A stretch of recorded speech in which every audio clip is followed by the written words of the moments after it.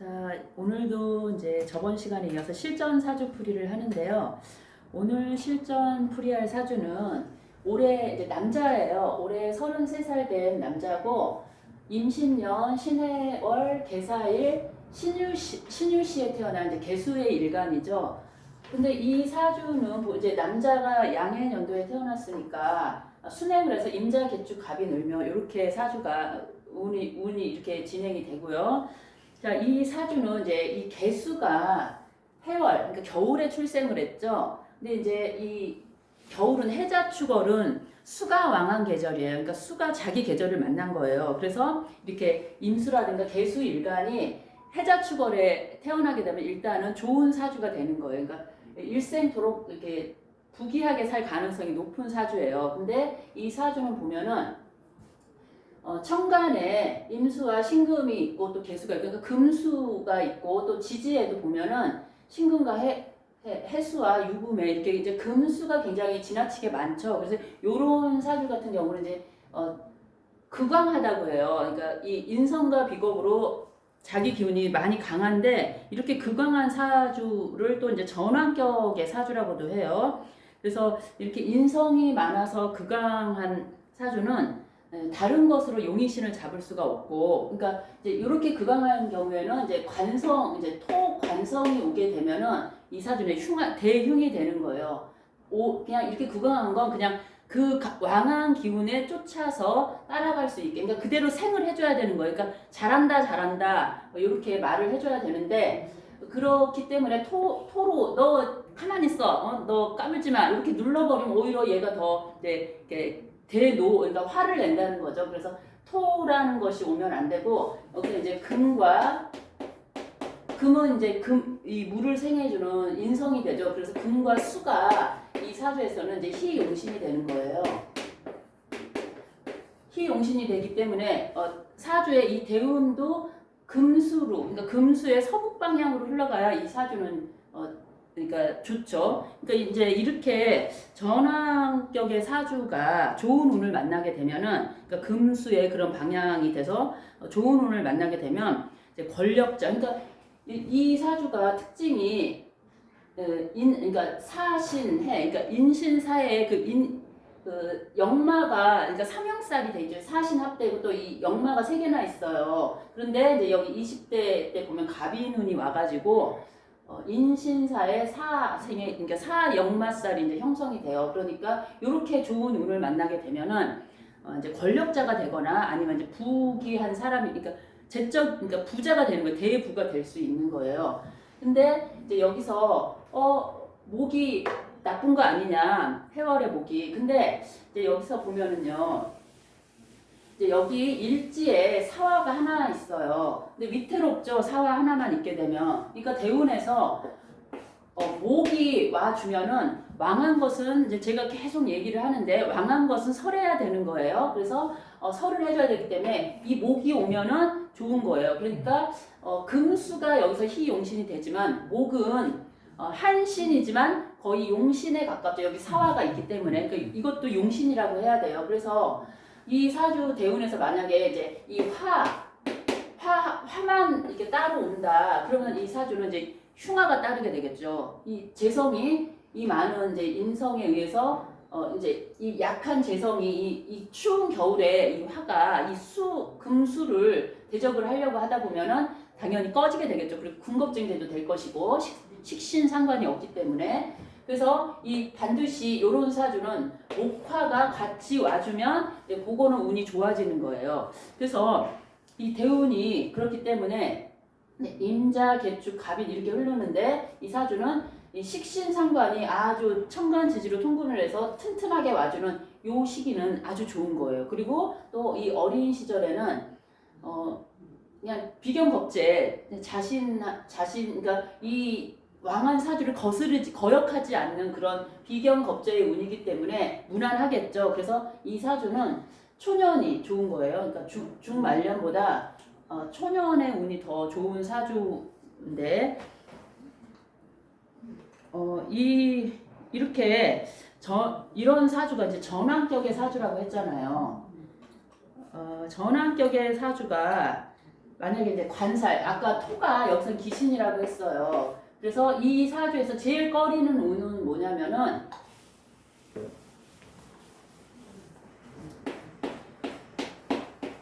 천간으로 무토, 기토가 오거나 지지로 진술충미가 오게 되면 이거는 이제 이 개수한테 관은 이 토가 관이기 때문에 진술충미가 온다거나 이렇게 되면은 흉화가 따르는 거 대흉이 되는 거예요. 그래서 이런 경우에는 이제 심한 경우예요. 이렇게 되면은 본인이 사망을 하게 되거나 아니면 뭐 일을 할 거나 그러니까 사업을 하고 어떤 그 사회생활을 이렇게 사회생활에서 승승장구를 하는 사람이었다라고 하면 이제 거기서 파산을 하거나 망하게 되는 거죠. 그래서 가족이 사망을 하게 되거나 아니면 형벌의 재앙 등이 따르는 그런 대흉의 운이 돼요. 그렇기 때문에 이제 이런 진술충이나 무기, 토가 오는 것을 상당히 꺼리고요. 또 이제 여기서 개수일간에 대해서 이제 리뷰를 한번 해보자면 그러니까 수의 특징은 일단 지혜로운 거예요. 지혜롭고 유연하고 그래서 실제 이 사주는 지혜롭고 총명하면서 섬세하고 또 꼼꼼하고 섬세하고 지혜로우니까 업무 처리를 아주 잘하겠죠. 그러니까 능력이 뛰어난 거예요. 이런 사람은 지혜가 있어가지고 그리고 또 이 수는 착하죠. 그리고 마음이 여리고 그러니까 착하고 마음이 너무 여리다 보니까 주변 환경에 영향을 많이 받을 수가 있는데 근데 수는 또 유연함이 있단 말이에요. 그래서 우리가 물이 흘러가다가 어떤 장애물을 만나거나 산을 만나거나 이러면 돌아가거나 이렇게 피해서 가지 그것을 정면 돌파해서 그러지는 않잖아요. 그렇듯이 유연하게 대처를 해가지고 어려운 환경 극복도 아주 잘해요. 또 이 사주는 금수가 많기 때문에 외모는 어떨까요? 굉장히 지적이겠죠. 지적이고 세련되고 깔끔한 그런 외모를 가지고 있으면서 또 근데 금수가 많은 원래 이제 목화는 밝고 환하고 어질고 인자이고 그런 건데 금수는 약간 차갑고 냉정해요. 쌀쌀맞아요. 그래서 쌀쌀맞은 사람일 수도 있어요. 그리고 과단성이 있고 그러니까 뭔가 할 때는 냉정하게 칼같이 잘라버릴 수도 있는 그런 사람이에요. 성격이. 근데 이제 이 금수는 우리가 목화는 양의 영역이어서 일단 성격이 밝고 환하지만 금수는 음적인 거기 때문에 약간 사색적인 그런 면도 있고 그럼으로 인해서 감정의 기복이 좀 따르는 사람이에요. 자, 그리고 이 사주의 특징은 또 금수가 많다는 것과 또 역마살이 3개나 있다는 거죠. 그래서 이 사람은 부모 곁을 아마 일찍 떠나서 그러니까 조기 유학을 갔거나 해외로 그렇지 않으면은 지방 출신이라고 한다면은 지방에서 공부 때문에 이제 인천이 아니고 서울로 올라왔다. 이제 이렇게 서울로 올라왔거나 아니면 고등학교 때 뭐 특목고를 가가지고 기숙사 생활을 일찌감치 했다거나 요랬을 가능성이 크고요. 또 월지에 이 수가 해수를 보면 이제 제왕이에요. 그러니까 월지에 자기의 그 튼튼한 기운을 가지고 있기 때문에 이 사람은 그러니까 이 얼마나 자신만만하고 또 그런 자신감이 넘치기 때문에 사회생활을 무지 잘하겠죠. 그래서 윗사람의 도움도 받으면서 그래서 성공도 하면 일찍 성공하고 그러니까 자수성가를 하게 되고 그리고 윗사람의 도움도 받고 직장 생활을 잘하게 되면 당연히 또 이제 부는 따르게 되는 거예요. 그래서 이제 재적인 성취도 빠르게 할 것이고 그리고 또 배우자를 보면 이제 이 역마가 많고 또 일지 이 배우자가 이제 이거는 이 개수일간한테 묘와 사는 천을기인에 속해요. 근데 이 일지에 딱 배우자 정제가 자리하고 있으면서 또 천을기인에 이렇게 자리에서 배우자 부분이 있어요. 그리고 또 근데 이제 여기서 보면 이제 이 월주는 우리가 가정궁이라고 해요. 그러니까 우리가 그 어떤 집안의 형태 큰 틀이라고 말을 하고 또 이제 일지는 배우자궁이에요. 그래서 이렇게 사회충을 하고 있으면은 이것은 역마의 충이 되기 때문에 배우자를 만약에 만나게 된다면은 이제 먼 거리에서 그러니까 이 가까운 주변에서 배우자를 만나는 것이 아니고, 그러니까 뭐 사내 연애에서 결혼을 하게 되는 것이 아니고, 내가 뭐 서울에서 직장을 다니면 부산에 가서 여행지에서 배우자를 만날 수도 있고 아니면 해외에 가서 해외에 뭐 파견 근무를 나갔다거나 여행을 갔다거나 그런 경우에 배우자를 그런 곳에서 만날 수가 있어요. 그렇지만 또 이제 배우자가 또 되게 좋은 배우자가 돼가지고 밝고 환하고 예의 바르고 아주 괜찮은 사람을 배우자로 맞이하겠죠. 그리고 또 이제 이 시지가 이제 여기서 이 사주는 전환격이기 때문에 결국은 인성과 비겁이 그냥 용신이에요. 근데 시주가 이제 이 사람은 말년이기도 하고 내 자식이기도 하고 나의 미래죠. 이 일간 개수에. 근데 희용신이 자리하고 있기 때문에 이 사람의 말년은 나쁘지 않고 괜찮고 또 자녀도 보면 자녀 복도 있는 거예요. 그리고 자녀가 이제 신유에 이 걸록을 깔고 있기 때문에 자녀가 굉장히 똑똑하면서 사회적으로 이제 성공을 하고 또 외모도 아주 깔끔하니 용모단정한 그러니까 준수한 그런 자녀를 두게 될 가능성이 높아요. 자 그러면 이제 이 전환격의 사주에 진로 적성을 보면 진로 직업 적성을 보면 인성과 비겁이 그러니까 금수가 많죠. 그래서 이렇게 금수가 많아서 극강하기 때문에 이 사람 이제 누구 밑에서 일을 한다기보다는 이제 어떤 자신의 전문적인 분야, 전문 직종에서의 분야 이런 데서 일을 하는 것이 좋은데 보석상을 한다거나 아니면 의사라고 하면은 수술 집도의 같은 거 그런 걸 하면 아주 잘하겠죠. 실력 발휘를 잘하겠죠. 그리고 그렇지 않으면 이제 의료계통, 의사나 의료계통에 종사하고 아니면 세무회계, 공인회계사 이제 참모 지략가라고 했는데 그 비유가 맞는지 모르겠는데 요즘으로 말하면 비서실장 같은 거를 하면 아주 최고의 그런 수석 비서실장이 되지 않을까 생각이 들고요. 의사가 되었다고 해도 이런 경우에는 대단히 실력 있는 의사가 되고 또 금수가 많으니까 사색적이고 사시적이에요. 그래서 한 가지 일에 몰두를 하게 되면 그러니까 그 한 가지 일에서 꼭 기어이 성공을 하고 마는 그런 사람이라는 얘기예요.